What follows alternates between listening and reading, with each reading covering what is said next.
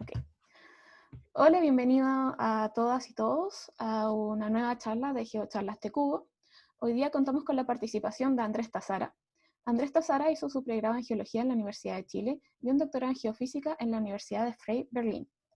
Andrés actualmente es profesor del Departamento de Ciencias de la Tierra en la Universidad de Concepción y es director alterno del Núcleo Milenio Ciclo, que se encarga de estudiar el ciclo sísmico a lo largo de la zona de subducción. Bienvenido, profesor. Es un gusto tenerlo hoy. Muchas eh, gracias, Cata. el escenario es suyo, puede comenzar cuando quiera. Bueno, muchas gracias a ti, Cata, y a Leoncio y Javier también por la invitación, quienes son los organizadores de este ciclo de GeoCharlas TCubo, que ha sido tan exitoso, lo veníamos comentando, y tan importante realmente como para mantener viva a la comunidad geocientífica chilena y latinoamericana, en realidad, dedicada a estos temas de terremotos, tectónica y tsunamis, que de ahí vienen las 3T. Y bueno, les agradezco también a todos los que están presentes hoy día y que se sintieron interesados por presenciar esta charla, que trata sobre la segmentación sísmica de la zona de subducción chilena. El título que le pusimos en español es eso, y hacia un modelo formal combinando geofísica, geodesia y geología. Pero la verdad es que este trabajo en realidad está principalmente inspirado en un paper cuyo primer autor es Diego Molina, a quien quiero desde ya reconocer totalmente, digamos, el mérito de este trabajo. Diego es un estudiante de doctorado en el programa de doctorado en Ciencias Geológicas de la Universidad de Concepción, donde yo soy su profe guía. Diego actualmente está en Francia, está terminando una estadía con Jean-Paul Ampuero, que también dio una charla en este mismo ciclo hace algunas semanas atrás, y desarrollando ahora en esta estadía más bien simulaciones numéricas del ciclo sísmico de subducción, que son inspiradas en el trabajo que les voy a presentar, que es parte de su tesis, de la tesis de Diego, y de un paper que está en revisión, ya pasó una primera etapa de revisión de manera exitosa. Estamos haciendo algunas correcciones y el título del paper es el que pueden ver ahí en inglés. Eh, Frictional Segmentation of Tinian Megatrusts for a Multivariate Analysis of Geophysical, Geological and Geodetic Data.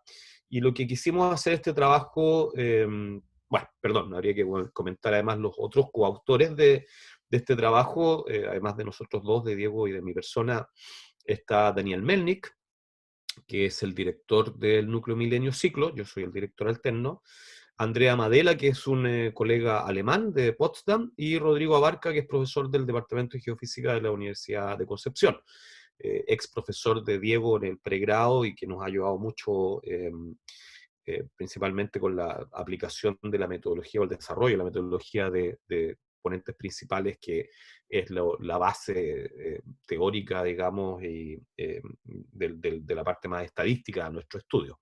Lo que hemos querido hacer con este estudio es comprender en realidad, es poder tener una imagen, primero que nada, de la estructura friccional del megatrust chileno, con el fin utilizando distintos proxies, como lo van a ver, con el fin de poder definir una segmentación sísmica del mismo margen que pudiera ser útil para una serie de estudios posteriores, principalmente estudios de amenaza sísmica.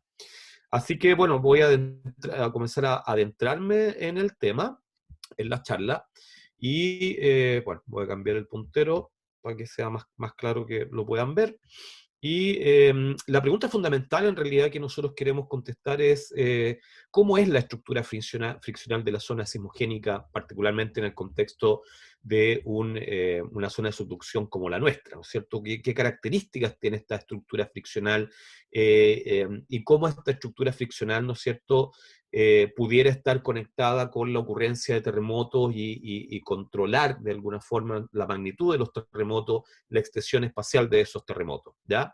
Entonces voy a hacer una pequeña introducción teórica con conceptos básicos, digamos, sobre estructura friccional en fallas de subducción, y para eso voy a ocupar este esquema donde lo que vemos es la placa oceánica subductante, una placa superior, continental en el caso chileno, formando el antearco, ¿no?, con corteza y con su manto, y esta línea amarilla entre medio quiere representar el canal de subducción que hay entre ambas placas, ¿no es cierto? Una delgada lámina saturada con fluidos y sedimentos que es donde habita realmente la falla de subducción. Y en este contexto, lo primero que hay que reconocer es que no toda la falla, no todo el contacto entre placas realmente es capaz de generar terremotos. Y se reconoce lo que conocemos como la zona sismogénica, una zona entonces donde ocurren realmente los terremotos, que pareciera estar limitada por cierto rango de temperaturas, como ya vamos a ver más adelante. Y dentro de esta zona sismogénica la pregunta es, bueno, ¿toda esta zona es homogénea en términos de sus propiedades friccionales y su capacidad para generar terremotos? Y la respuesta que dan varios autores actualmente, ¿no es cierto? Digamos, en los últimos 15 años se ha desarrollado, 20 años, principalmente la teoría asociada a esto a partir de múltiples observaciones, tanto sismológicas como geodéticas, y la idea entonces actualmente aceptada por la comunidad es que la estructura de la zona sismogénica es muy heterogénea, y está compuesta principalmente por parches, ¿no es cierto? Parches que son parches que tienen, vamos a ver qué significa esto de comportamiento inestable, condicionalmente estable o de deslizamiento estable, pero lo que nos interesa más son estas zonas potencialmente inestables desde el punto de vista friccional, que son reconocidas entonces como las asperezas sísmicas. Y estos parches que conforman las asperezas sísmicas son zonas caracterizadas por una alta tracción basal, que sería el shear stress, ¿no es cierto? El estrés a la base o perpendicular, perdón, paralelo a la falla, ¿no es cierto? Son zonas friccionalmente inestables, como decíamos, que acumulan estreses en la fase intersísmica y nuclean y propagan terremotos, o son capaces, digamos, de nuclear y propagar terremotos al interior de ellas, ¿ya? Y son estas las zonas entonces más complejas desde el punto de vista, ¿no es cierto?, de la ocurrencia de terremotos, es donde los terremotos realmente pueden nacer y propagarse principalmente. Para entenderlo mejor, vamos a hacer un pequeño análisis de estrés, ¿no es cierto?, en un punto cualquiera del megatrust. Tomé un punto acá dentro de esta aspereza, y lo que me interesa mencionar entonces es primero definir más bien esta tracción basal o cisalle paralelo a la falla, ¿no es cierto?, que representa el esfuerzo que debe ser superado para nuclear y poder propagar la ruptura sísmica.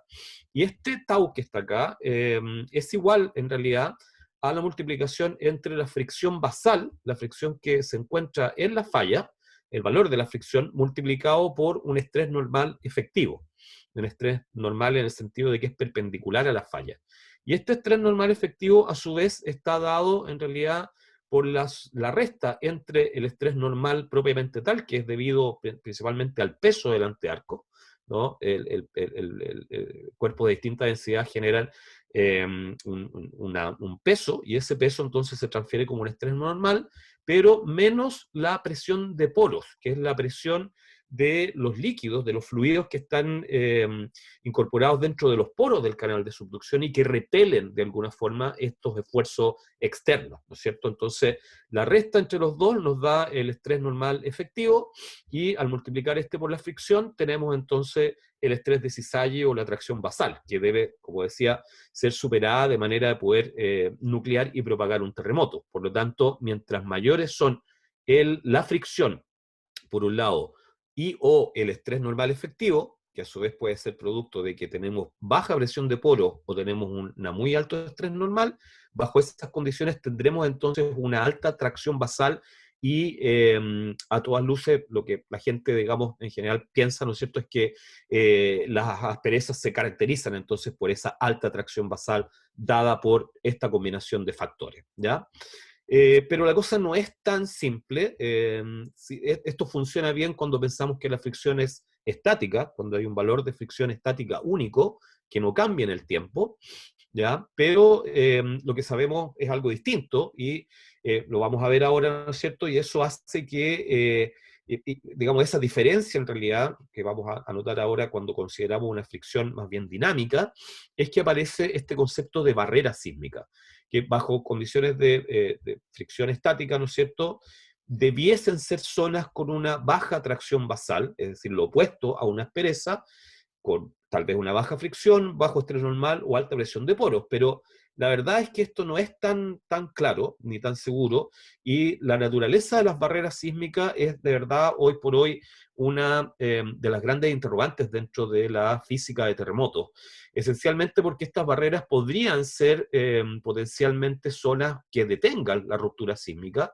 y al limitar la ruptura sísmica entonces se transforman en elementos súper importantes para poder delimitar la magnitud máxima de un terremoto. Como la gran mayoría de ustedes, me imagino, sabe, la magnitud de un terremoto depende del área completa que rompe el terremoto, y por lo tanto las barreras pueden limitar esa área y por lo tanto limitar la magnitud y ser entonces tremendos elementos para poder predecir finalmente, bajo la existencia de estas barreras, el comportamiento sismogénico de una zona de subducción, ¿ya? Pero como decía, es importante considerar de que la fricción, como la estamos viendo aquí, fricción estática, en realidad la fricción puede ser algo mucho más complejo, y esto viene dado en realidad desde la teoría del Rate and State Friction Law, que la, la ley de fricción de velocidad y estado sería la traducción en general, no la traducimos. Es un concepto que viene desarrollándose hace un montón de tiempo atrás, la verdad, eh, más de 40 años, eh, pero que lentamente, diría yo, ha ido teniendo mayor y mayor aplicabilidad, y sobre todo en el último tiempo, en los últimos 10 años, en que las simulaciones numéricas principalmente han sido capaces de incorporar este concepto para estudiar los terremotos, ha tenido un gran desarrollo. ¿Qué es lo que dice la ley de Rate and State Friction? Lo que dice es que la fricción en realidad no es un parámetro estático, que depende, en este caso particular, que es una simplificación de la ley, depende de la velocidad a la cual ocurre el deslizamiento en la falla, ¿ya? Entonces aquí vemos esta velocidad, que es la velocidad de deslizamiento, dividida por una velocidad sub cero, que en realidad es una velocidad, es la velocidad de convergencia, digamos, ¿ya?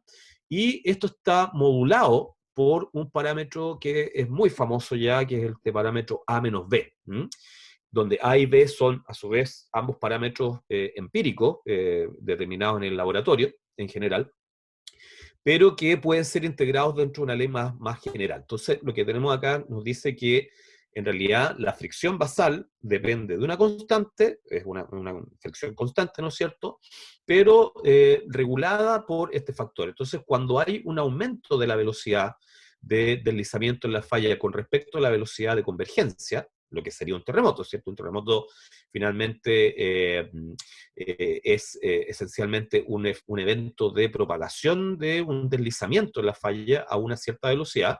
Cuando aumenta entonces esa velocidad, la fricción va a aumentar también si es que este parámetro es mayor que cero, ¿no? Entonces, al ser mayor que cero este parámetro, lo que hace es impedir la propagación de la ruptura cuando llega un frente de deformación a cierta velocidad.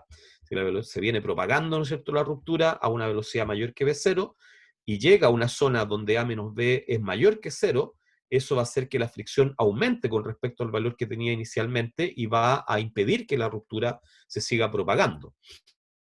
En cambio, cuando A menos B es menor que cero, este aumento en la velocidad va a hacer que disminuya la fricción, y al disminuir de manera dinámica la fricción va a permitir la propagación sísmica, y por lo tanto los terremotos van a poder seguir propagándose. Eso es esencialmente lo que nos dice la ley de Rate and State Friction. Y esto viene dado, en realidad es súper importante porque, bueno, ¿de dónde sale este parámetro A-B? Como decía, esencialmente de trabajos de laboratorio. Aquí vemos un trabajo de Scholz del 98, y es un experimento sobre un granito, ¿no?, puesto en el laboratorio, puesto a deslizar, ¿no es cierto?, a distintos valores de temperatura, y lo que vemos es que hay un rango de temperaturas realmente donde A-B es menor que cero, ¿ya? Que es más o menos, digamos, en este rango que ponía yo acá, entre 100 y 350 grados. A temperaturas menores que esa y mayores que esa, lo que tenemos en realidad es un comportamiento donde A menos B es mayor que cero, por lo tanto, no es posible la propagación de la ruptura sísmica, y el deslizamiento puede ocurrir solamente a velocidades muy bajas, velocidades cercanas, digamos, a la velocidad de convergencia. porque bajo esas condiciones, ¿no es cierto?, independiente de cuánto vale A menos B, la fricción se va a mantener relativamente baja y se va a poder permitir la propagación de la ruptura. Y esto es lo que llamamos entonces el régimen de velocity strengthening, ¿no es cierto?, que en inglés la traducción sería un endurecimiento debido a la velocidad, ¿no? Aumentos de la velocidad generan un endurecimiento del material porque aumenta la fricción, por lo tanto no se puede propagar y realmente el deslizamiento puede ocurrir solamente a velocidades muy bajas y como un fenómeno estable. Y esas zonas entonces ocurren por arriba de los 100 grados Celsius, en la parte más alta del megatrust, y por debajo de 350 grados Celsius en la parte más profunda. Entre medio de esto, donde la velocidad, ¿no es cierto?, perdón, el A menos B es en general menor que cero, es donde ocurre entonces esta zona de velocity strengthening, velocity weakening, perdón, disculpen, y al interior de la zona de velocity weakening es donde realmente habita la zona sismogénica, ¿ya? La zona sismogénica puede ser descrita entonces como aquel sector de la falla dominado por un régimen friccional de velocity weakening, que vamos a mencionar como BW, o si quieren triple B, ¿ya? Y claro, ahí es donde está la zona sismogénica, como decíamos, pero ojo, porque dentro de la zona sismogénica o dentro de esta zona de velocity weakening, pueden pasar dos cosas, como está marcado acá, ¿cierto? Podemos tener un comportamiento inestable o condicionalmente estable. ¿De qué depende esto? Depende nuevamente, perdón, voy para el otro lado, depende nuevamente del estrés normal efectivo, ¿ya? Que se transforma en un parámetro sumamente importante entonces, como lo están viendo acá, porque el estrés normal efectivo entra dentro de la ecuación que regula, digamos, la tracción basal directamente a través de esta fórmula, pero además regula el comportamiento friccional dentro del velocity weakening. Si el estrés normal efectivo es mayor a un parámetro que está definido a su vez por otros parámetros físicos, está A menos B, está K, que es la constante de rigidez, digamos, del material que circunda la falla, y LC es un largo de ruptura mínimo, que también viene dado por el rate and state friction. No me voy a meter en eso, pero hay que entender, ¿no es cierto?, que aquí hay varios parámetros del material que están incluidos, ¿ya? Están combinados dentro de un estrés crítico, y si ese estrés crítico es menor al estrés efectivo impuesto por el estrés normal, entonces vamos a tener una zona inestable desde el punto de vista friccional, y aquí los terremotos es donde pueden nuclear y propagar, ¿ya? Entonces, no es en cualquier parte de la zona sismogénica, sino que solo en aquellos lugares de la zona sismogénica que teniendo un A menos B menor que cero, tienen además un estrés efectivo muy alto, que permite entonces nuclear y propagar los terremotos. A diferencia de zonas donde el estrés efectivo es mucho más bajo, ¿no es cierto?, más bajo que este estrés crítico, y esas son las zonas condicionalmente estables. Los terremotos, en general, estas zonas no se pueden nuclear, ¿ya?, sino que solamente se pueden propagar, o se podría propagar una ruptura sísmica, pero eso va a depender mucho del estado en el que se encuentren los estreses dentro de esa zona condicionalmente estable, porque los terremotos podrían o bien propagarse o podrían ser arrestados, es decir, detenidos por estas zonas condicionalmente estables.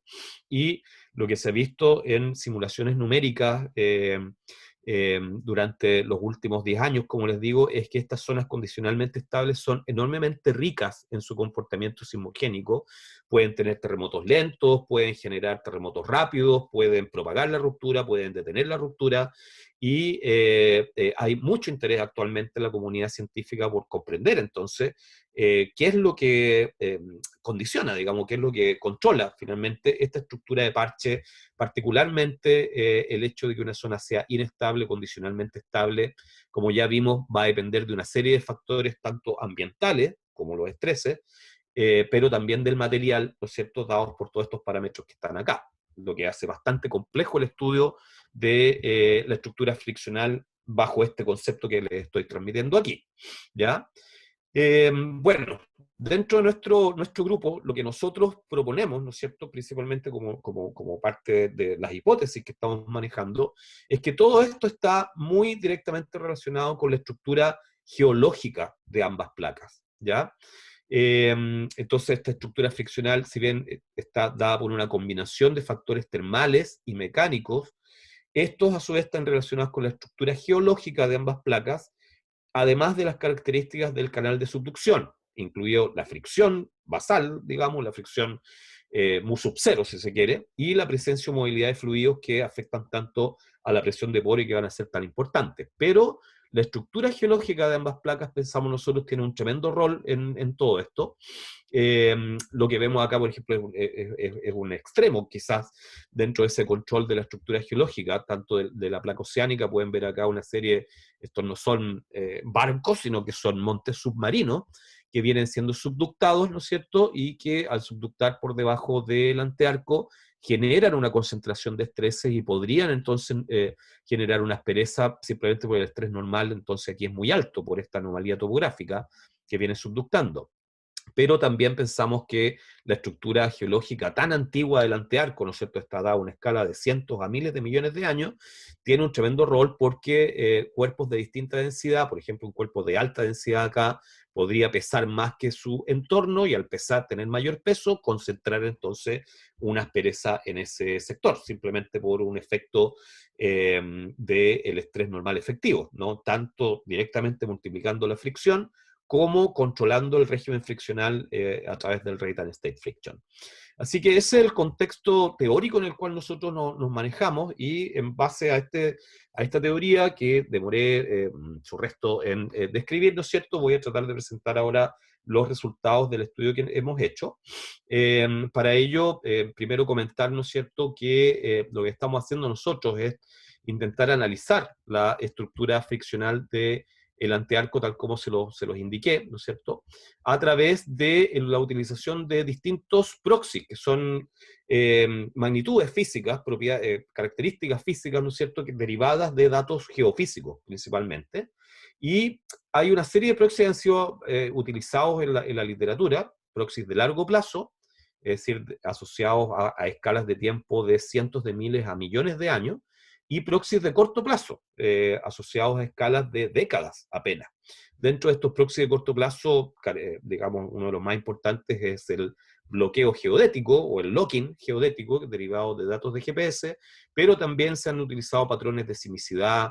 A partir de la sismicidad, el V-value es súper importante también para determinar zonas con mayor o menor estrés, y también otras características como las razones entre velocidades de ondas sísmicas o anomalías eléctricas identificadas por magnetoteluria. Todos ellos asociados entonces a datos geofísicos o geodéticos que nos indican escalas de tiempo muy pequeñas, comparadas con las grandes escalas de tiempo asociadas a las anomalías gravimétricas y batimétricas, por ejemplo, o la geomorfología costera, que está más bien a escalas de cientos de miles de años, decenas a cientos de miles de años, o la fricción, que puede ser calculada desde el Critical Taper Angle Theory, que se los voy a mostrar ahora.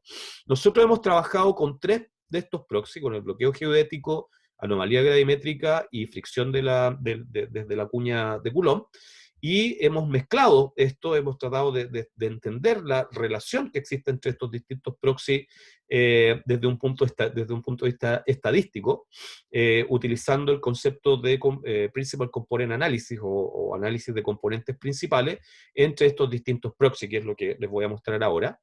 Y al comparar después el resultado de este análisis con el slip de terremotos y la estructura geológica de ambas placas, hemos propuesto entonces un modelo de segmentación, y además tratamos de explicar la naturaleza de la aspereza sísmica dentro de este contexto unificado, ¿no es cierto? Porque finalmente lo que deriva de utilizar proxies que vienen de datos totalmente independientes entre sí, que apuntan a escalas de tiempo distintas, al resultar una visión unificada, tenemos también la posibilidad de hacer una interpretación unificada de todas ellas en términos de la naturaleza de las asperezas y, por cierto, también de las barreras. Eso es lo que hemos estado haciendo, y lo primero que voy a hacer entonces es explicarle un poco cómo se obtienen los mapas al final de estas distintas magnitudes físicas. ¿Ya? Voy a tomar cafecito, disculpen. Se me está enfriando, lleva harto rato hablando. Lo primero que vemos acá entonces es el bloqueo geodético o locking geodético en inglés, ya que voy a representar por esa L mayúscula en griego. ¿Y de dónde salen los mapas de locking, que seguramente muchos de ustedes conocen?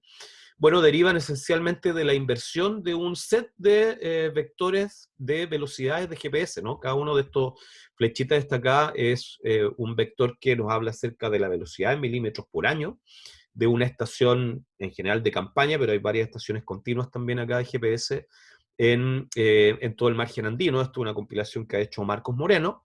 Y cuando uno tiene un set de GPS, de velocidades de GPS como este, puede utilizar el concepto del backslip model, que lo que asume es que en realidad la placa oceánica no está subductando, sino que está fija, y lo que se mueve es más bien la base del antearco, ¿ya?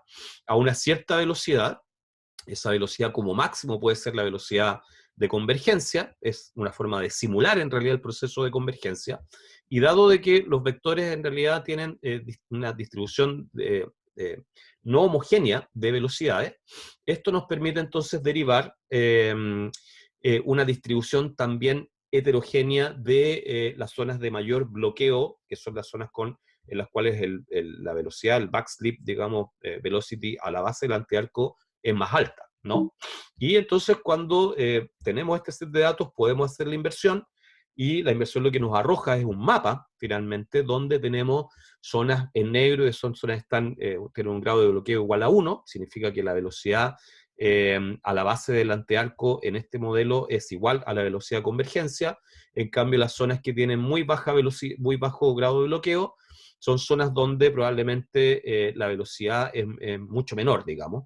Y como la velocidad esa está asociada a la velocidad de convergencia, lo que nos indica son zonas donde hay esencialmente mayor tracción, ¿no? La mayoría de los autores lo que ha hecho es relacionar directamente el locking con la tracción. Zonas de alto locking son zonas que tienen alta tracción directamente. Es una medida de la tracción, si se quiere, basal a partir de este método. Bueno, esto que vemos acá, este mapa, nos lo pasó Marcos Moreno hace algún tiempo atrás, y es más bien una compilación de distintos trabajos hechos en distintos momentos, pero con el mismo modelo físico, ¿no? Es un modelo físico en 3D, con geometrías realistas, con comportamiento viscoso, que regula en realidad sobre todo la fase postsísmica de grandes terremotos que han ocurrido, y todos estos datos son previos al 2010, previo al terremoto del Maule. De hecho, en el área del Maule podemos distinguir los parches de alto acople que finalmente fueron rotos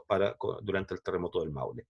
Este es uno de los proxies que ocupamos entonces, el logging geodético, proxy de corto plazo, y como proxies de largo plazo vamos a ocupar dos, ¿no? La fricción desde el Critical Coulomb Wedge Theory, que nos dice en realidad que, más bien, la idea por detrás es que el ángulo que hay en la cuña de antearco, y aquí vemos que esos ángulos están medidos con respecto a un plano horizontal, podemos medir el ángulo de la pendiente topográfica, que es alfa, y el ángulo de la placa subductada, que es beta, ¿no? Y ese ángulo alfa más beta, que es el ángulo de la cuña, debe estar, es más bien un resultado, ¿no es cierto?, de un equilibrio dinámico que ocurre al interior de esta cuña, si esta cuña tiene un comportamiento, ¿no es cierto?, de tipo Coulomb, digamos, un comportamiento plástico, donde la densidad de la cuña es importante, hay otros factores que son importantes, pero muy importante también es la fricción basal. Es decir, lo que uno puede hacer es, al obtener en realidad estos ángulos en distintos puntos de la cuña, lo que nosotros hacemos de hecho es hacer una grilla con distintos puntos y medimos esos ángulos en radios de 25 kilómetros en torno a los nodos de la grilla. Podemos entonces obtener valores para cada uno de esos puntos de la fricción basal, y esperando entonces que las zonas, digamos, las zonas que tengan mayores ángulos estén relacionadas con mayores valores de fricción basal, y esto, como les digo, lo hacemos para todo el margen y obtenemos entonces un mapa directamente de la fricción basal. Y por otro lado ocupamos la anomalía residual gravimétrica, ¿ya? Que deriva en realidad, lo que vemos acá en rojo, por ejemplo, en este antearco, es la anomalía gravimétrica principalmente medida o obtenida por una combinación al final de datos de satélite, de barcos, de medición en tierra, pero son modelos globales gravimétricos. A esa anomalía le restamos nosotros el efecto que tiene la placa subductada, que es una placa de alta densidad, entonces ir profundizando su ángulo, lo que va ocurriendo es que la anomalía también va siendo cada vez más negativa, pero se lo restamos, sacamos el campo regional, ¿no es cierto?, y nos quedamos finalmente con esta anomalía residual que está acá, que es muy importante. Esta anomalía residual tiene que estar asociada directamente a variaciones de densidad dentro del antearco, ¿ya? Porque le restamos el efecto de la placa oceánica, nos quedamos solamente con la gravedad debida a estas variaciones de densidad, esta estructura de densidades. Si suponemos que la placa, la corteza superior tiene una densidad ρ1 y la inferior una densidad ρ2, entonces vamos a ver que zonas de anomalías positivas, gravimétricas, van a estar asociadas a zonas donde hay un exceso de masa, ¿no? Acá hay más masa que en este sector de acá, por lo tanto eso genera anomalía positiva, y esa anomalía positiva está entonces relacionada con una concentración de estreses normales en esta zona. Por lo tanto, la anomalía gravimétrica nos apunta directamente al estrés normal. Anomalías positivas o anomalías altas de gravedad están relacionadas con alta densidad promedio y por lo tanto con alto estrés normal directamente sobre la falla. Por lo tanto, tal como lo han visto muchos autores, las anomalías gravimétricas, por tanto, son súper importantes en poder definir el estrés normal, que es un parámetro, como ya vimos, tan fundamental en la definición de la estructura friccional en una falla. Así que lo que hacemos nosotros es combinar estos tres proxies, ¿no es cierto? Dado que lo que tenemos por un lado el locking, que es un proxy de corto plazo, nos da la tracción o el estrés de cisalle en la falla, ¿no es cierto? Y como la tracción es igual a la fricción multiplicada por el estrés normal, pensando en una fricción fija, ¿no es cierto? Realmente lo que uno espera es que si es que hay una relación entre la estructura de largo plazo, dado por estos proxies, y la estructura de corto plazo, ¿no es cierto?, se debiera cumplir esta expresión que está acá y uno debiera ver una correlación entonces entre estos distintos proxies. Pero esto es sin considerar que la fricción en realidad es un parámetro bastante más complejo, como ya dije, dado por el rate and state friction, ¿ya? Pero bajo este concepto general y básico es que nosotros trabajamos, y lo que hemos hecho entonces es producir estos distintos mapas, ¿no?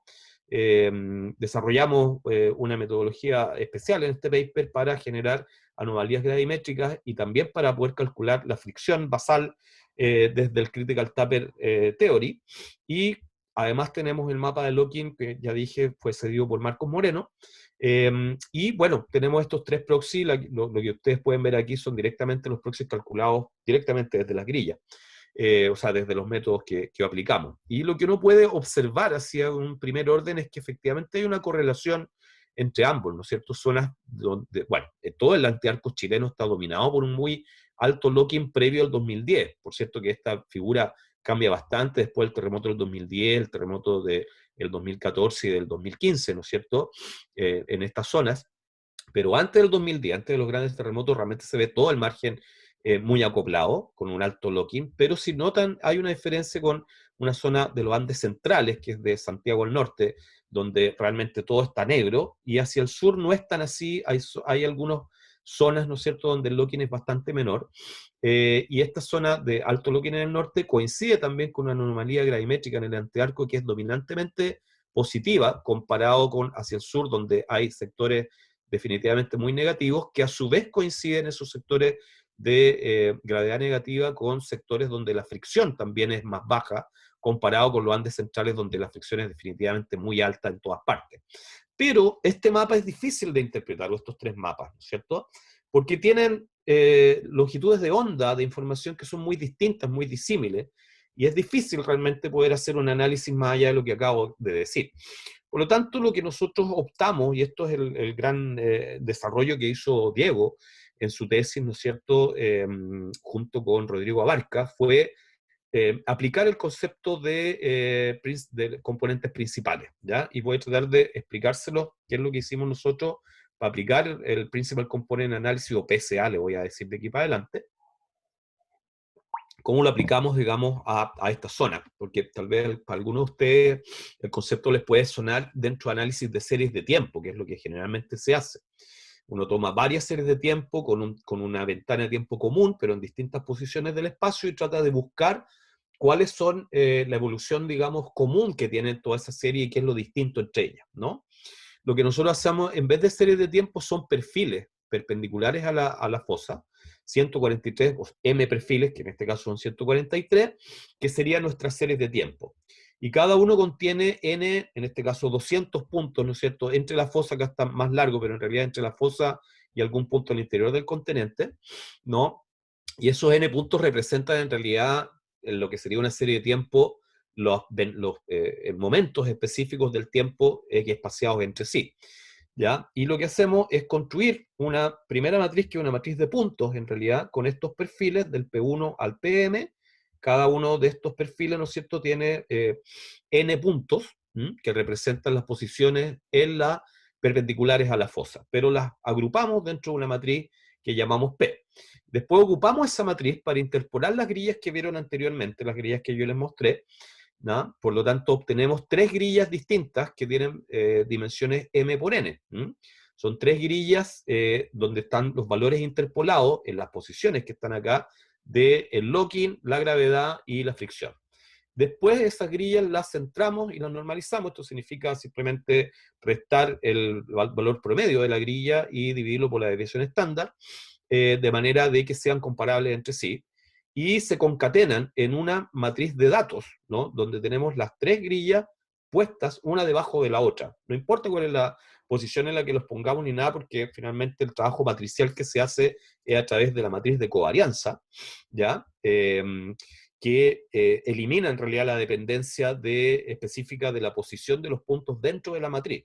Eso es una de las grandes gracias, digamos, del análisis de PCA. ¿Ya? Y esta matriz de datos en realidad es una matriz de 3 por n, m por n, ¿no es cierto? Son las tres matrices juntas, pero de ahí, como digo, se obtiene la matriz de covarianza de la cual se derivan los eigenvalues o eigenvectores, serían los valores propios y los vectores propios, ¿ya? Esto es una derivación matricial lineal directa, digamos, no hay ninguna cosa muy extraña en este tipo de análisis, ¿ya? Si bien para mí, por lo menos, cuando lo empecé a estudiar, lo encontré chino, digamos, o que había demasiadas cosas oscuras, pero cuando uno se empieza a meter, te das cuenta que en realidad es una cosa absolutamente eh, normal o rutinaria dentro del álgebra lineal, ¿no es cierto?, el poder obtener las matrices de covarianza y desde ello estos valores que son tan increíbles, ¿no es cierto?, que representan en realidad la varianza al interior de la matriz, que son los valores propios y los vectores propios, ¿ya? Desde esos valores y vectores propios vamos a ver primero los valores propios. ¿Qué significan? Los valores propios, en realidad, si uno hace una... y el K acá es el modo, ¿ya? ¿Qué representa el modo? Son, en realidad, cada valor propio, ¿no es cierto?, se ordena desde 1 hasta n, y el valor propio para el modo 1 es el valor propio que representa la mayor cantidad de la varianza común de, en este caso, las tres grillas que estamos analizando, ¿ya? Y en el caso particular nuestro, ese modo 1 está explicando cerca del 45% de la varianza total. El modo 2 le suma 27% más, por lo tanto, entre el modo 1 y 2 estamos explicando cerca del 70% de la varianza total de los datos. Y eso es muy bueno, porque significa que hay una alta correlación realmente entre los tres proxies que estamos analizando. El modo 3 ya le suma solo 10%, y los otros modos para abajo realmente suman mucho menos. Entonces, dentro de los primeros tres modos tenemos prácticamente el 90% o 85% de la varianza total. Y es importante esto porque los valores propios son los que nos permiten ordenar realmente los distintos modos, y lo que nos interesa a nosotros es tomar entonces el vector propio de este primer modo, ¿no?, que nos da la tendencia paralela a la fosa contenida en el modo K, digamos, pero nosotros tomamos el primer modo, ¿no? Nos va a dar entonces la variabilidad de cada uno de los tres proxies, pero solamente en el esqueleto más importante, que es el que es común a las otras variables, ¿ya? Y después lo que uno hace es tomar la traspuesta de esta, que es una matriz. Podría ser un vector solamente, pero podría uno tomar el modo 1, 2 y 3 y construir una matriz. Tomas la traspuesta, la multiplicas por los datos, y eso es lo que nos da la componente principal en el modo sub K, en este caso, ¿no es cierto?, que nos habla acerca de la tendencia normal a la fosa contenida en el modo K. Bueno, no voy a entrar en mayores detalles en esto. Lo importante después es que uno puede multiplicar eh, el componente principal por el vector propio y recupera la distribución espacial de los datos, ¿no es cierto?, pero solamente en su esqueleto más fundamental, en el modo dentro del primero o segundo modo del PCA. Entonces, lo que nos permite hacer PCA es extraer ese modo común y poder graficar cómo se ve ese modo común en el espacio nuevamente. Bueno, vamos a mirar entonces los resultados que obtuvimos nosotros, y este es el primer resultado que nos habla acerca de los componentes principales para el primer modo, es decir, A sub 1. Y claro, acá lo que estamos viendo es la tendencia perpendicular a la fosa de los tres sets de datos, la gravedad residual, el locking y la fricción basal, en distintos colores.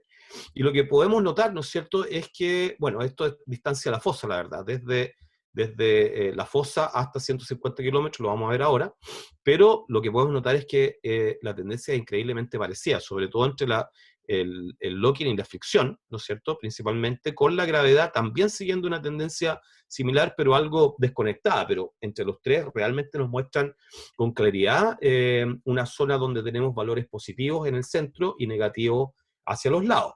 Esto lo podemos comparar después con la sismicidad, ¿ya? Acá están ploteadas la sismicidad del NAIC, del National Earthquake Information Center del USGS, ¿no es cierto?, entre 1950 y 2020, o sea, 2020, y vemos también increíblemente cómo se concentran la cantidad de terremotos justamente en esta zona donde los componentes principales son a su vez positivas, y mientras más positivas son en su conjunto, mayor cantidad de sismos hay, y lo mismo pasa con el slip de los terremotos, que aquí en todo caso está normalizado, digamos, a un slip máximo de 1, ¿no es cierto? Normalizamos todos los slips que están publicados al final de la literatura, y vemos cómo también ellos concentran el slip en esta zona. Cuando vamos hacia el este o hacia el oeste de la misma, disminuye notablemente el slip, se mantiene solo para terremotos muy grandes, como 1960 o el 2010, ¿no es cierto?, que tienen mucho slip también en esta zona y en la zona hacia acá. Pero si no, digamos, el resto de los terremotos plotean todos al interior de esta zona.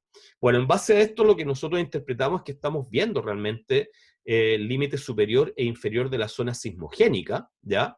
Y estas son las zonas A, B y C del paper de ley y otros del 2012, no vale la pena entrar en ese detalle, pero claro, nosotros pensamos que estamos reconociendo la zona de velocity weakening como aquella donde el componente principal de los tres campos es positivo, y zonas de velocity strengthening quedan marcadas por valores negativos de estos componentes principales, ¿ya?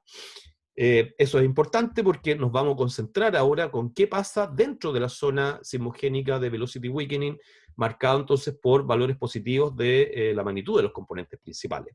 Y vamos a ver ahora en realidad más bien la variación along strike, o sea, la variación de norte a sur del el vector propio, propiamente tal, ¿no es cierto? El vector dado por el primer modo, este E sub 1, que nos muestra, al igual que antes, en azul la gravedad, en rojo el locking, y en verde la fricción, de norte a sur.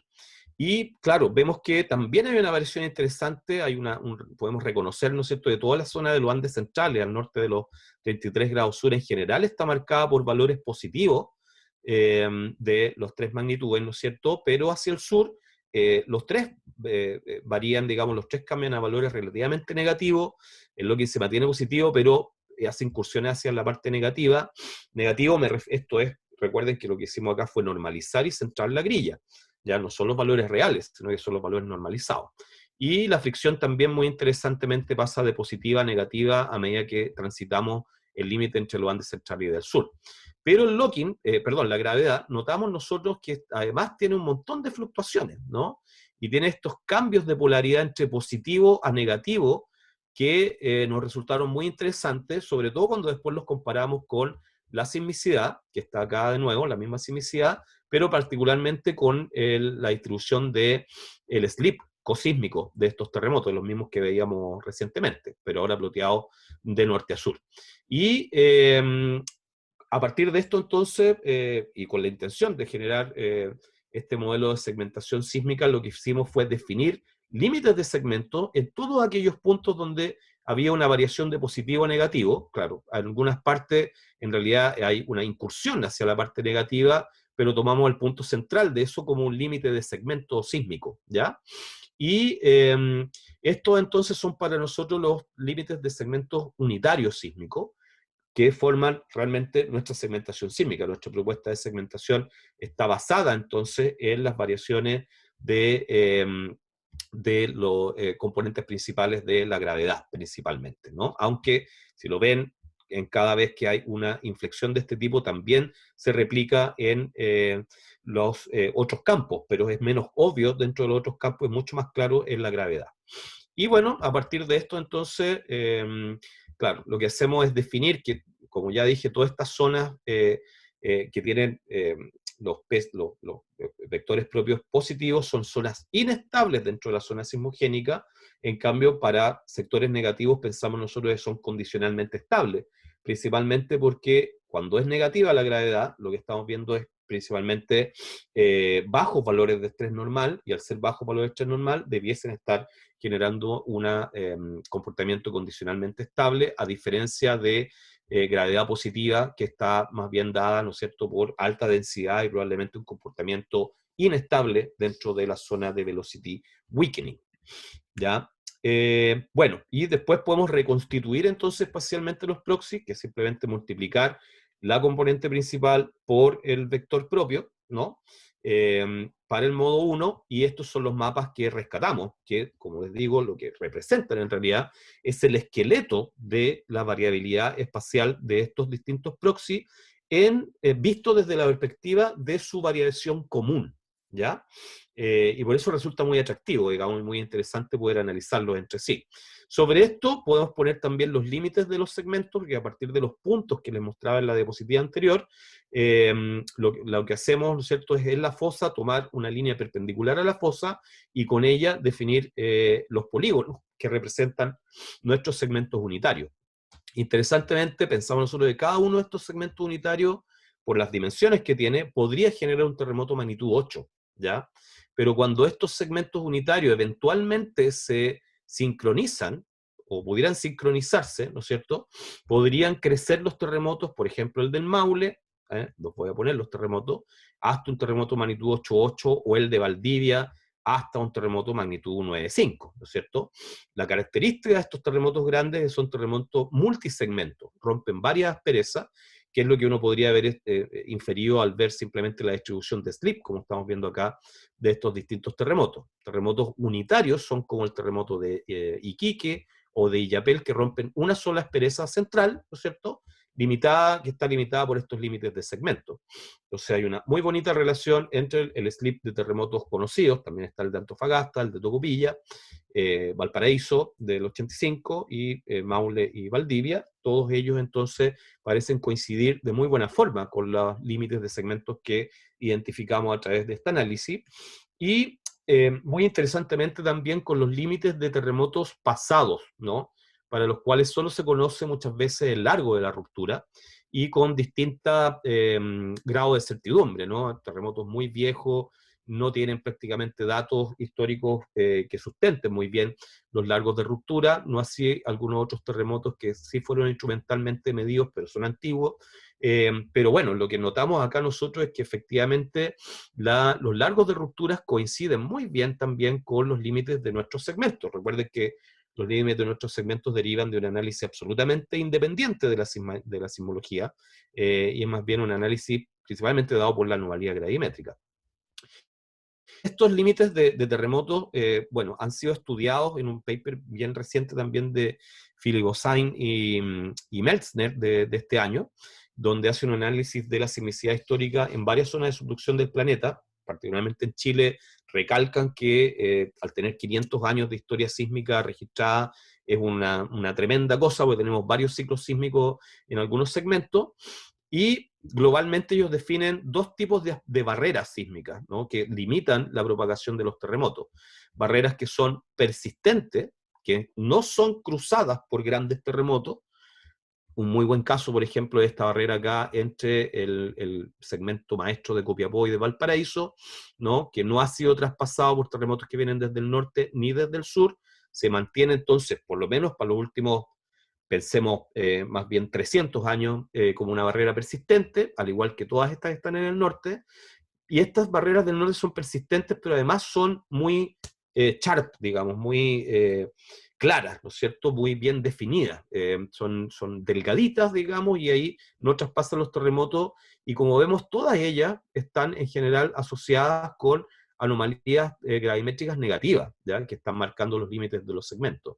Hacia el sur también hay dos barreras persistentes, pero que son más bien broad, es decir, amplias, más anchas, ¿no es cierto?, menos definidas, donde los terremotos pueden penetrar y pueden traslaparse, ¿no? Son zonas de traslape, pero que no son rotas completamente por grandes terremotos. Es el caso de la barrera acá en Pichilemu, ¿no?, en toda esta zona, más bien que la parte norte del terremoto del Maule, y sur del terremoto de 1730, que está muy bien constreñido, y la península de Arauco, claramente, donde terremotos tipo Maule se traslapan con terremotos tipo 1960. Un terremoto de Valdivia. Y hay otro tipo de barreras reconocidos por ellos como barreras frecuentes, ¿no? Y nosotros vemos que algunos límites, este límite de segmento coincide con una barrera frecuente, pero uno podría definir varias otras barreras frecuentes en el sentido de que han limitado rupturas de terremoto, pero terremotos grandes, multisegmentos, la han traspasado, como es el caso de acá. Entonces, o sea, podemos ver una muy bonita correlación entre los distintos tipos de barrera y nuestra segmentación sísmica. Y en el paper nosotros también tratamos de definir, ¿no es cierto?, de apuntar a la pregunta de, bueno, ¿qué es lo que controla o qué es lo que hace que las barreras sean o persistentes o frecuentes? Y para eso comparamos nuestra segmentación, que está marcada acá, ¿no es cierto?, con un mapa geológico del antearco, y a ese mapa geológico le asignamos valores, además de densidad, a cada uno de los cuerpos, porque son muy distintos entre sí, y además reconocemos acá grandes estructuras de la placa oceánica, y esto lo comparamos con el mapa gravimétrico, pero este es obtenido sumando el modo 1 y el modo 2, lo que nos da un poco más de detalle, y permite compararlo mejor con la estructura geológica, y comparado con un mapa de la densidad promedio del antearco, que esto viene de un modelo de densidades más antiguo que habíamos generado en nuestro mismo grupo. Lo que podemos ver en estos dos mapas es que, claro, todas esas zonas de muy alta anomalía gravimétrica están bien relacionadas con muy alta densidad promedio, que es lo que uno espera, ¿no es cierto? Como decíamos, a mayor densidad, mayor gravedad, y es lo que está marcando acá. Y miren lo bonito que resulta, digamos, estas zonas de bajos gravimétricos con baja densidad también, la península de Arauco apareciendo como una anomalía positiva dentro de un antearco en los Andes del Sur principalmente negativa, y estos valores negativos a su vez están muy asociados con rocas del Paleozoico superior, que son metamórficas, y que uno espera, digamos, que sean rocas de menor densidad que, por ejemplo, este núcleo acá en la península de Arauco, que son intrusivos del Paleozoico superior, de bastante mayor densidad, similar a la alta densidad que tienen cuerpos intrusivos del Jurásico, el Cretácico, en los Andes centrales, ¿no es cierto?, que al tener alta densidad son los que tienen un mayor dominio entonces en esta anomalía gravimétrica alta. Pero otra cosa que notamos nosotros en este mapa es que todas las barreras persistentes, ya sean estas sharp o broad, están asociadas con una coincidencia entre características particulares de la placa oceánica y la placa continental, ¿ya? Donde, por ejemplo, acá hay una intersección entre un ridge oceánico, que es el de Iquique, con una característica geológica de primer orden, o lo podemos ver acá también, ¿no es cierto?, acá, ¿no?, donde hay un cambio tanto en los cuerpos que conforman la corteza, como en la estructura. No lo van a notar muy bien acá, está en verde, pero en la falla de Atacama, ¿no?, que tiene una inflexión. Entonces, cuando coinciden estas anomalías geológicas de la placa superior con algunas de la placa inferior, tenemos barreras persistentes. En cambio, las barreras frecuentes, ¿no?, como esta, por ejemplo, no muestra una anomalía geológica en la placa superior, sí en la placa inferior. Por lo tanto, está dada más bien por una característica solamente de la placa inferior, y tal vez eso es lo que hace que la barrera sea no persistente, sino más bien frecuente. Misma cosa ocurre hacia el sur, donde es muy homogéneo el antearco en términos de su estructura geológica, y las barreras, digamos, parecieran estar más bien dadas por zonas de fractura de la placa oceánica, pero solamente en ella, por lo tanto son más bien frecuentes y no persistentes. Esa es nuestra interpretación, que sumada, ¿no es cierto?, nos permite además inferir que en la zona de los Andes centrales, lo que domina, dada la alta densidad que tenemos en el antearco y la baja concentración de fluidos, que está aquí en verde, ¿no es cierto?, dentro de un zoom que hacemos el canal de subducción, hay poca cantidad de fluidos, por tanto, baja presión de poro, muy alto estrés normal, que implica entonces una alta tracción, pero además con un comportamiento probablemente friccionalmente inestable, dado por el hecho, ¿no es cierto?, de que el estrés normal es más alto que este estrés crítico, y en ese caso la subducción de dorsales oceánicas va a generar posiblemente esta segmentación, ¿no es cierto?, que estamos viendo acá. En cambio, en el sur, al tener un antiarco que es mucho más liviano, una densidad más baja, dada por estos cuerpos metamórficos, y al tener mucho más agua, dentro del canal de subducción, un canal de subducción mejor desarrollado, con mayor cantidad de agua, esencialmente porque como en el sur llueve mucho más, van mucho más sedimentos a la fosa, esos sedimentos son subductados con gran cantidad de poros y agua, ¿no es cierto? Entonces aumenta la presión de poro, reduce el estrés normal y probablemente lleva el megathrust de la zona velocity weakening directamente a una zona de condicionalmente estable, que es lo que pensamos domina, por ejemplo, en Valdivia y también en este segmento, ¿ya? En el sur lo interesante es que el área de la península de Arauco aparece como una anomalía dentro de una zona más bien azul, ¿no? Sería similar al norte, península de Arauco con mayor densidad, con un comportamiento inestable, donde se nuclean los terremotos, pero se pueden propagar hacia el norte y hacia el sur, principalmente hacia el sur, para generar terremotos gigantes en esta zona condicionalmente estable. Bueno, con eso voy a terminar. La verdad es que me tomé más tiempo del que esperaba tomarme para mi charla. Les pido disculpas por eso. Las conclusiones que puedo indicar son que existe una correlación espacial entre los proxies de distinta naturaleza que apunta a un alto grado de persistencia de las asperezas y las barreras asociadas a la estructura geológica de ambas placas. El análisis de componentes principales en el modo 1 indican variaciones perpendiculares a la fosa asociados a los límites along dip de la zona sismogénica y nos permiten distinguir zonas de velocity weakening de otras de velocity strengthening. Los vectores propios del primer modo, especialmente para la anomalía gravimétrica, que se asocia a la estructura de densidad, indican variaciones along strike, o sea, a lo largo del rumbo del régimen friccional, al interior de la zona sismogénica, y los segmentos unitarios definidos por cambios de polaridad en vector propio de la anomalía gravimétrica nos permite entonces construir este modelo de segmentación que nos muestra que las barreras persistentes pueden estar asociadas a límites más bien a límites que coinciden con anomalías geológicas de ambas placas. Y esperamos que esta segmentación propuesta pueda ser de utilidad a estudios de amenaza sísmica tanto en nuestro núcleo milenio ciclo como en el exterior del mismo. Bueno, muchas gracias entonces por haberse mantenido presentes durante este tiempo, ¿ya? Y si es que tuviéramos tiempo podemos tal vez ver algunas preguntas. Sí, siempre se pueden ver preguntas, no hay problema. Ya, Muchas gracias, bueno. profesor, por su charla, estuvo bastante buena. Me gustó mucho, de hecho la voy a usar, Qué probablemente para bueno, un me alegro. estudiante. Ujú.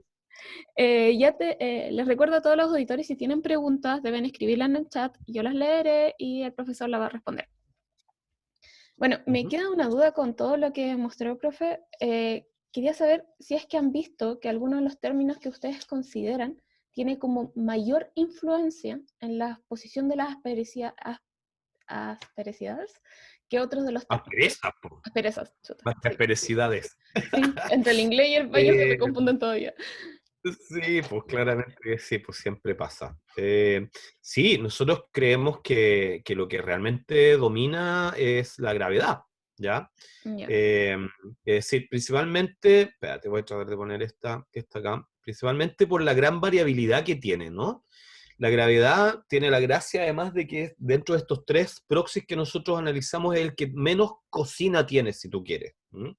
Tú, Cata, conoces bien el caso del logging geodético, Ujú. que tiene, bueno, un montón de perilleos, le dice el Marcos Moreno, ¿cierto? Que uno puede cambiar bastante la figura, el suavizado siempre complica, ¿no es cierto? Y hay modelos que intentan, digamos, ponerle menor cantidad de suavizado mayor. Y por otro lado, la fricción también tiene un poco de cocina metida entre medio, hay algunas asunciones que son bien fundamentales, pero la anomalía gravimétrica, nada, o sea, no tiene ninguna posibilidad de meterle mucha mano dentro de ella. Y lo que resulta es una variabilidad muy, muy interesante, digamos, una escala espacial que es ideal para poder definir la estructura, digamos, a poder asociarla a la estructura sismogénica. Y como a su vez la gravedad apunta directamente, como yo decía, a la estructura de densidades, ¿cierto? Como lo mostramos acá. La anomalía gravimétrica está directamente relacionada con la estructura de densidades, la que a su vez está directamente relacionada con la estructura geológica. Por lo tanto, resulta súper interesante, digamos, hacer la relación anomalía residual gravimétrica, estructura geológica, y esta a su vez controlando la segmentación sismogénica. Lo que es súper importante, porque la estructura geológica viene dada por una evolución de millones de años, está dada, existe, digamos, allí, no va a cambiar en los próximos 50 años ni 100 años, y por lo tanto hace que la distribución de las asperezas sea muy predecible dentro de ese sentido. Claro. Y, profe, ¿la anomalía gravimétrica la obtuvieron satelitalmente? Sí, la anomalía gravimétrica, claro, viene dada por un modelo global, ¿ya? En este caso particular es el modelo de Sandwell y Smith del año 2014, donde ellos hacen una compilación tanto de datos desde satélite, o sea, directamente de mediciones gravimétricas satelitales, pero también mediciones altimétricas, ¿no? En el caso del océano, lo que se mide es la altimetría de la superficie del agua, ¿no? Que la gran longitud de onda está relacionada con variaciones de masa en profundidad. Además se combinan datos de barco y además datos de tierra, y todo esto genera un solo modelo, pero que está disponible a escala global, digamos. O sea, una de las cosas interesantes de nuestro estudio es que se puede replicar globalmente sin ningún problema, sin ningún costo, realmente. O sea, no hay que gastarse ni un peso en tomar datos gravimétricos, hay que simplemente tomar este modelo, reproducirlo globalmente y ir a analizar las correlaciones que se van a dar seguramente también en otros lugares del planeta, como lo estamos viendo acá. Eso es lo que suponemos nosotros y queremos, de hecho, con el Diego ahora aplicarlo esto a escala global. Claro, sería ideal. Sí. Ahora que se tienen todos los datos, ahora hay que trabajarlo nomás. Exacto, Ese es el gran o sea, no problema. es muy complicado. Con el paper ahora nosotros de hecho vamos a publicar el flow completo, digamos, en un GitHub con todo el flujo de los códigos. Cualquiera lo va a poder tomar y lo va a poder reproducir. Uy, eso es muy bueno. Es un gran aviso Sí, para todos los que nos es están bueno, escuchando en además, vivo y en sí, YouTube. Sí. es bueno, pero por otro lado es peligroso para nosotros. Porque cualquiera lo puede hacer muy rápidamente, más rápido que nosotros, no somos muy rápidos, somos medio lentos para trabajar. Pero bueno, no sé, espero que por lo menos esté en el paper. Es parte de la ciencia. Claro que sí. Profe, tenemos una pregunta. Bueno, tenemos varias preguntas. Leoncio agradece la presentación y nos dice que tiene dos preguntas. Uno, Ujú. ¿hasta qué profundidad máxima se podría tener resolución en su análisis? Y dos, si eventuales slow sleep events en una zona más profunda podrían tener un rol en sus observaciones. Bueno, nosotros cortamos el análisis, lo pueden ver más claramente aquí en esta grilla, ¿cierto? Está limitada directamente por una isolínea de profundidad de SLAP, que es la de 60 kilómetros. Entendiendo que esa es la profundidad en realidad máxima de la zona sismogénica, según dicen varios autores. Por debajo de esa zona el comportamiento es completamente distinto, la generación de terremotos es distinta, o de eventos, de todo tipo de eventos, ¿no? Dentro de ellos los eventos también de los slow sleep event, que se dan principalmente en la zona baja del megatrust. Entonces nosotros nos acotamos en realidad a la zona sismogénica, ¿ya? Y por debajo de eso yo diría que este tipo de análisis no puede ser hecho, ¿m? Bien. Porque influye en una serie de otros factores. Por ejemplo, la fricción ya no tiene mucho sentido, porque ya no es una cuña crítica cuando tú ya vas más abajo, ¿no? El locking en general también hay distintos, depende, digamos, del modelo y del método, pero la gran mayoría pone o directamente un quiebre en el locking a 60 kilómetros o en la intersección del modo continental con el slab, o pone una graduación desde un locking que viene dado por el modelo hasta un locking cero a 80 kilómetros, por ejemplo. La gravedad no, la gravedad sí que se puede obtener en todas partes, pero claro, cuando te vas más hacia el interior del continente, de la costa, 50 kilómetros al interior, comienza a haber mucho más masa en la corteza continental, y empieza a ensuciarlo todo, digamos. Todo lo que vemos acá, por ejemplo, es más bien anomalías que están dadas en la cordillera. Entonces, poco tienen que ver con la interacción con el megatrust. Y por otro lado, los slow sleep events son fundamentales, porque hoy día lo sabemos súper clarito, ¿no es cierto? dentro de estos esquemas que hizo Diego y que bueno, vamos a modificarlo un poco al paper, en la zona más baja, en la zona más profunda del megatrust, ¿no es cierto?, en la zona sismogénica, claro, está toda esta heterogeneidad tan gigantesca, con zonas condicionalmente estables, otras inestables, mucho fluido que viene del slab saliendo, producto de que esa presión y temperatura se expelen una gran cantidad de fluido. Y lo que hoy día se entiende, ¿no es cierto?, es que todos estos eventos lentos que ocurren acá son los que de verdad van cargando las fallas, pues, van moviendo las fallas, van desplazándolas, van produciendo entonces la carga de la zona sismogénica más arriba. Tenemos poca imagen realmente de qué le ocurre a esta profundidad, con nuestro análisis, sobre todo con la componente, el primer modo común, que es el que tomamos. Realmente vemos el primer orden y solamente estamos enfocados en la zona sismogénica. No estamos viendo mucho qué es lo que pasa más abajo. Claro. Uh-huh. Gabriel Álvarez nos pregunta si hay alguna evidencia de alguna época anterior a los 500 años de historia sísmica en la cual alguna ruptura cruzara alguna de estas barreras. Muy buena pregunta. Bueno, eso es lo que está estudiando dentro de nuestro núcleo milenio ciclo, la línea número 1 justamente que lleva Marco Cisterna, es la línea de paleosismología, ¿no? Y nos interesa entender ahí la dimensión temporal del ciclo sísmico. Lo que lo he mostrado hasta ahora en realidad es el resultado del análisis que hemos llevado en la línea 2, que es la línea de la dimensión espacial del ciclo sísmico. Pero la idea nuestra es combinar obviamente estas dos líneas. Y Marco Cisterna, bueno, para quienes no lo conocen, digamos, es el experto nacional en paleosismología de terremotos de subducción, ¿ya? Paleotsunamis principalmente.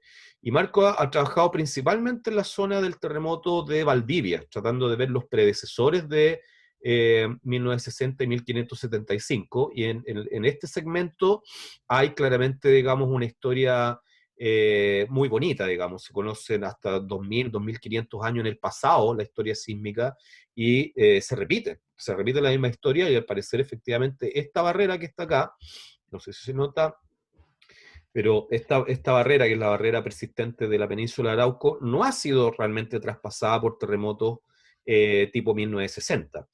Pero con ese nivel de detalle paleosismológico se sabe muy poco hacia el norte, la verdad. Y actualmente doctorantes de Marco y de Daniel Melnik también, auspiciados por Ciclo, están trabajando en este segmento, en el segmento que sería, o sea, en realidad una transición entre lo que es el segmento del Maule, estos segmentos son importantes, ¿no? Son segmentos maestros, digamos, y el segmento de Valparaíso, ¿no? Y recién se están obteniendo algunas informaciones. Ahora, es muy difícil responder específicamente la pregunta, ¿no?, de si acaso terremotos en el pasado prehistórico lograron traspasar o no las barreras, porque para saberlo uno debería tener sitios paleosismológicos, por lo menos uno en cada uno de estos segmentos unitarios. Y además de eso, tener buenos sitios paleosismológicos es complicado, digamos, uno tiene que hacer excavaciones profundas, ¿no es cierto?, y datar todo lo que parezca una arena de tsunami. Depende mucho del grado de preservación, además de los paleotsunamis, que varía de localidad en localidad dependiendo de la morfología, pero inclusive en el caso de que uno tuviera sitios en todas partes, lo que tenemos que tener es una muy buena cronología, y ahí dependemos de las edades. Las edades de radiocarbono en general van a dar un más o menos de 50, 100, 200 años. Por lo tanto, la simultaneidad es prácticamente imposible de determinar. Uno va a lograr determinar que hay una correlación quizá, pero eso podría ser producto de otro tipo de fenómenos, no de un solo gran terremoto, sino de un terremoto en cascada, ¿no? Imaginen cuando uno vea el registro paleosísmico de una secuencia como las que están acá. Es como muy difícil determinar realmente, por ejemplo, entre el terremoto de 1906 y 1928, o 1730 y 1751, estos que están acá, ¿no es cierto?, son terremotos que quizás en un registro paleosismológico van a aparecer como simultáneos, pero en realidad fueron en cascada, digamos. O sea, uno cargó estrés al segmento que viene abajo y generó entonces que se gatillara un terremoto años a décadas después. Entonces, es muy difícil realmente responder esa pregunta, y siempre va a haber un rango de incertidumbre en ese sentido. Claro. En ese sentido, también invitamos a los auditores a revisar nuestras charlas anteriores que están en YouTube, donde Marco Cisterna fue uno de los invitados y también explica muy bien todo lo que dice el profesor y los rangos de errores que tienen en la paleosemiología, que son bastante Ujú. grandes Sí, y dan este muy gran complejo. problema. Sí, nosotros parte o la otra de las líneas de nuestro grupo es de la amenaza sísmica, donde trabaja Gonzalo Montalva, que es un ingeniero que están trabajando con modelos estadísticos y probabilísticos como para justamente tratar de manejar esa incertidumbre. Y es súper importante, digamos, algo bien fundamental. Sí, bastante. Luciana Astit, no, bueno, nos dice que es impresionante la correlación entre los datos gravimétricos y sismológicos, y Sí. su pregunta es si se ha hecho este tipo de estudio en otras zonas de subducción. Además, pregunta por la referencia de su paper, si nos las podría dar. Bueno, el paper no les puedo dar la referencia porque, como dije al principio, está en revisión todavía, está en JGR, en el Journal of Geophysical Research, está en revisión. Como les conté al principio, recibimos los comentarios de los revisores hace un par de semanas atrás recién, fueron positivos, no nos rechazaron el paper, digamos, y les gustó, y nos sugirieron un par de cosas, lo estamos haciendo, esperamos que el paper esté publicado de aquí a un par de meses más. Ujú. Y claro, o sea, esta correlación en realidad entre gravedad o anomalía gravimétrica de antearco y slip cosísmico es algo que se sabe hace más de 15 años. Los primeros papers son del año 2003. Es un paper en Science de Song y Simons que reconocen esta correlación global, ¿ya? Entre zonas que tenían bajos gravimétricos, como por ejemplo Arauco, perdón, Maule Norte, digamos, o todo Valdivia, o Iquique, ¿no es cierto?, bajos gravimétricos con alto slip cosísmico. Eso se reconoce globalmente, estadísticamente es una correlación que existe, se puede ver globalmente y varios autores han trabajado sobre eso, pero lo que no estaba claro, y de hecho Sonny Simons apuntan a un tipo de interpretación que es, creemos nosotros, errada. Bueno, yo lo he venido planteando en varios papers y ahora en este quedó mucho más claro para nosotros. Ellos suponen que cuando tienes un bajo gravimétrico, en realidad lo que pasa es que tienes muy alta fricción y al tener alta fricción arrastras el antearco hacia abajo y por lo tanto produces que baje la gravedad, que es una tontera, porque en realidad la gravedad, la que nosotros ocupamos por lo menos, el efecto topográfico lo tiene eliminado y lo que nos queda es solamente el efecto de la masa interna. Entonces, su interpretación es increíble ese paper, ¿eh? Un paper en Science que muestra una increíble y muy bonita correlación, pero tiene una horrible interpretación física por detrás. Y ha sido súper criticado, digamos, y hoy día en el mundo, de hecho ellos no consideraron nunca los Andes centrales, por ejemplo, Yeah. que cae totalmente. Entonces, sí, existen montones de trabajos sobre eso y mucho debate, un debate abierto totalmente, nuestro paper se inserta en ese debate y yo creo que va a ser bien importante para clarificarle a la comunidad cuál es la real relación entre gravedad y comportamiento sísmico, creemos nosotros, por lo menos. Esperemos. Ujú, Pablo Morales Vázquez agradece su presentación y nos pregunta qué papel juega la zona de falla de Liquiñe-Ofqui en la segmentación sísmica y cómo ujú. influyó en la dimensión de la zona de ruptura del terremoto de 1960. Bueno, una excelente pregunta también, pues. Es decir, es una pregunta que está rondando en la mente de todos nosotros hace harto tiempo, ¿no? Porque lo que es impresionante, ¿no es cierto?, es primero que nada la correlación entre la zona de falla Liquiñovsky, que viene corriendo por acá, y el área de ruptura de 1960. O sea, es 1 a 1, ¿no? La Ujú. falla va por acá y va bordeando totalmente el segmento de 1960. Por lo tanto, así como desde las observaciones geológicas más simples que uno puede hacer, que es eminentemente analizar un mapa con la distribución de distintos elementos, uno diría que esa coincidencia espacial es difícil que sea una casualidad. Y lo más probable es que haya una relación causal entre ambas.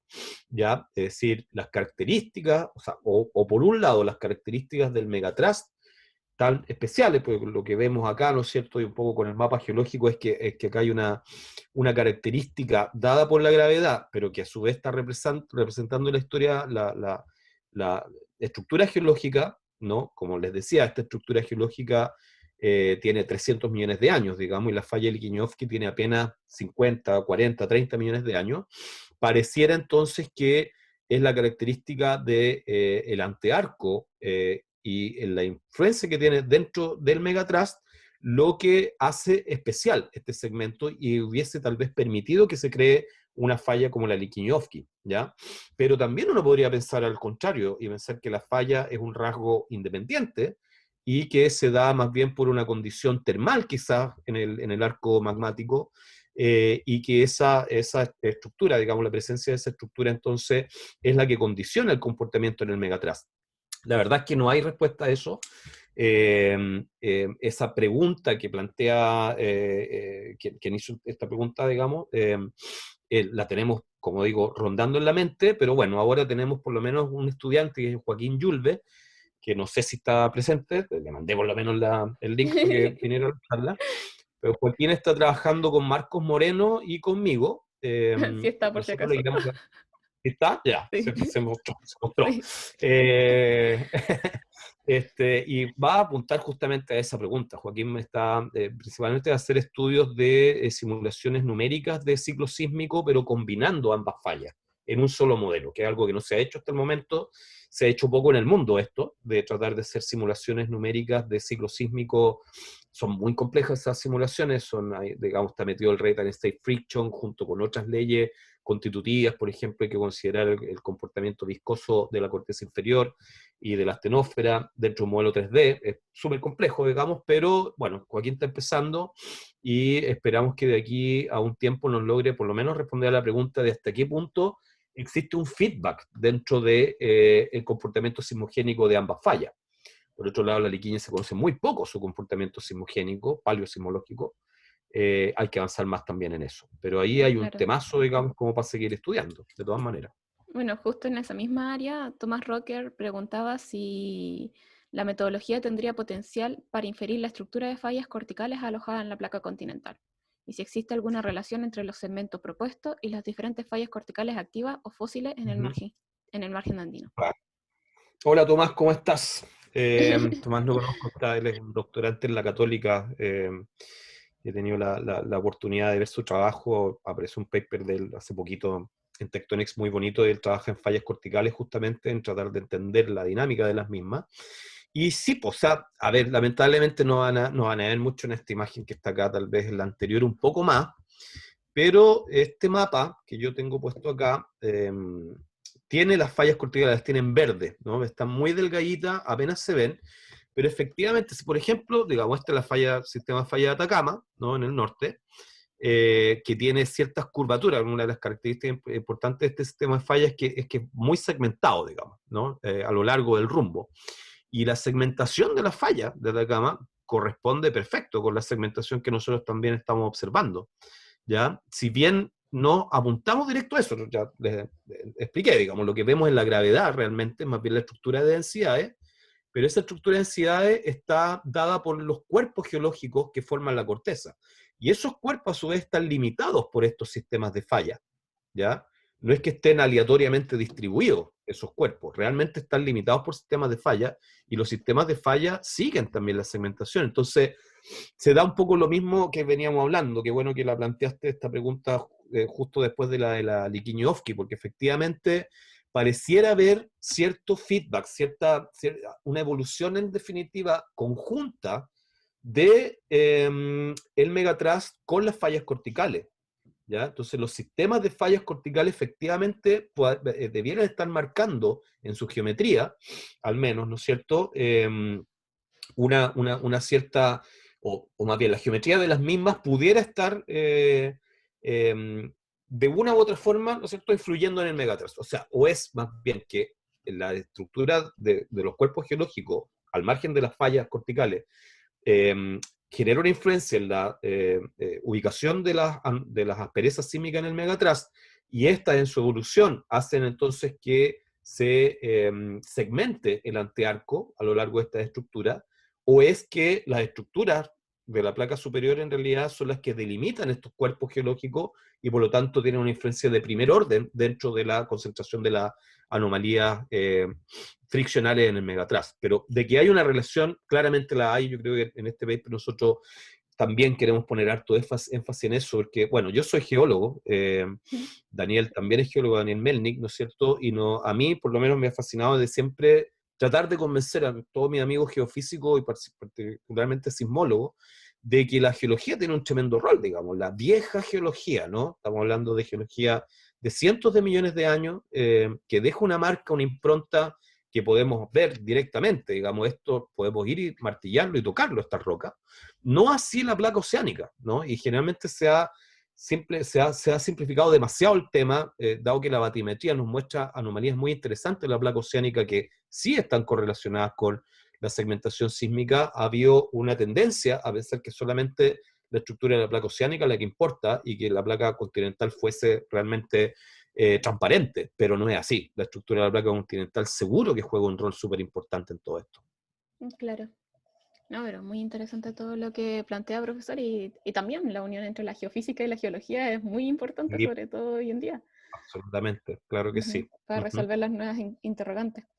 Muchas gracias, Ujú. profe, por su charla. Estuvo bastante interesante. Las preguntas también, todas muy interesantes. Muchas gracias por aceptar Sí, estar con muy nosotros. buenas preguntas, muy buenas Sí, preguntas. de hecho. Ah, lo agradezco mucho. Quedaron varias, parece, ahí en el chat, ¿no? No, más que nada, felicitaciones, Ah, ya. agradecimientos, algunos saludos para que Ujú. sepa que sus alumnos estuvieron presentes. De Así más, que no sé, yo no lo sé, creo. no sé problema. Vamos a enviarle Ujú, el video y el chat una vez ujú, que los descarguemos, así que usted puede también llevar un registro de esto. ujú. Queríamos terminar esta charla agradeciéndole, obviamente, e invitando a todas las personas a la próxima charla, la cual sería nuestra última charla de este año, que es una charla de Claudia Páez, que nos presentaría la charla titulada Modelos transdimensionales y energía friccional, dos nuevas aproximaciones utilizando telesismicidad y eventos intraplaca en la zona sur de Noruega. Así que los dejamos todos invitados a la última charla de nuestro ciclo. Esta es la charla número 29. Vamos a cerrar con Wow. número Ujú. justo en 30. Y también que estén todos atentos a su email, ya que pronto vamos a distribuir algunas encuestas, porque ante nuestros auditores y todos los que han participado, creemos que sería interesante llevar esto a un segundo ciclo el próximo año, para ver cuándo sería mejor para todos ustedes empezar nuestro segundo ciclo. Le Ujú. agradezco nuevamente, profesor. Gracias por todo, por su No, disposición gracias a con ustedes, de nosotros. verdad, Catalina, no solo por la oportunidad de poder dar la charla hoy día, sino por mantener esto andando, digamos, y el éxito que han tenido ha sido tremendo, así que los felicito a ustedes también, y ojalá, o sea, todos vamos a esperar el segundo ciclo el próximo año con ansias, haya o no pandemia, porque la verdad es que yo creo que esto además llega para quedarse, o sea, la posibilidad de poder dar una charla y que haya gente, colegas viéndote, digamos, en todas partes del mundo, es tremendo, digamos, y va a ser súper útil, aunque podamos volver a la universidad, podamos volver a los congresos, de todas maneras va a haber un espacio siempre para esto, así que de todas maneras les sugiero y los conmino, digamos, a que lo hagan y van a tener todo el apoyo nuestro también, ¿eh? De los más viejos, digamos, como para que estas cosas se sigan haciendo. Así que Muchas felicitaciones de gracias. nuevo, gracias a todos también, y los que están en Chile tengan un buen almuerzo ahora, ya Es es la verdad. una. Sí. Sí. Muchas gracias por esperar y que Sí. muchas gracias por todo su apoyo, que es lo que nos Ujú. mantiene en esto. Así que hasta la próxima charla, próximo jueves. Chao. Vale, chao, chao.